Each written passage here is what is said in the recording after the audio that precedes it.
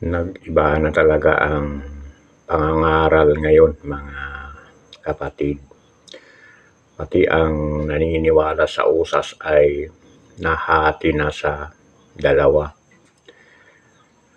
Ang pinagsimulan ng usas ay galing kay John Calvin na ang ibig sabihin ay walang pwedeng maipagmalaki kasi lahat ay galing sa Diyos. At yan ay tugma sa mababasa sa Biblia.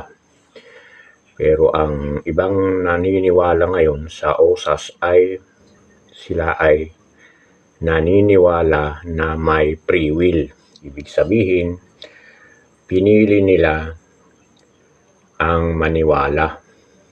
Yan ang kaibahan at ang masaklap ngayon ay tinatawag nilang ang Calvinism ay isang demonic doctrine.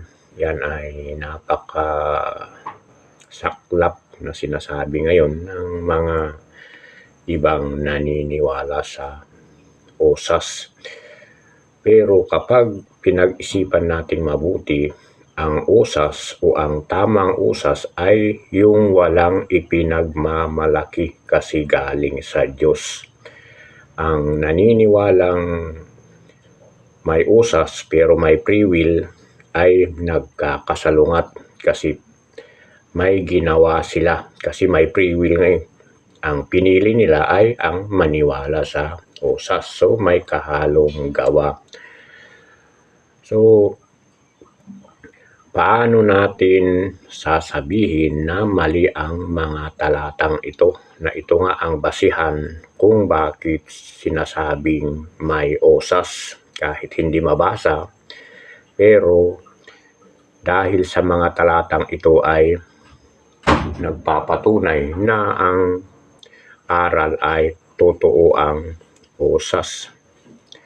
Halimbawa dito sa Roma 9:18. Kaya nga't kinahahabagan ng Diyos ang sinumang nais niyang kahabagan at pinagmamatigas ang nais niyang maging matigas ang ulo. So mahirap kasi itong maunawaan kasi lumalabas na ang Diyos ay pumipili.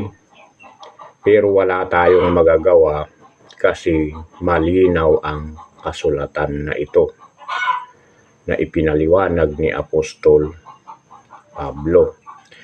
At ayon din dito sa 9:16 ng Roma, maliwanag kung gayon na ang pasya ng Diyos ay nababatay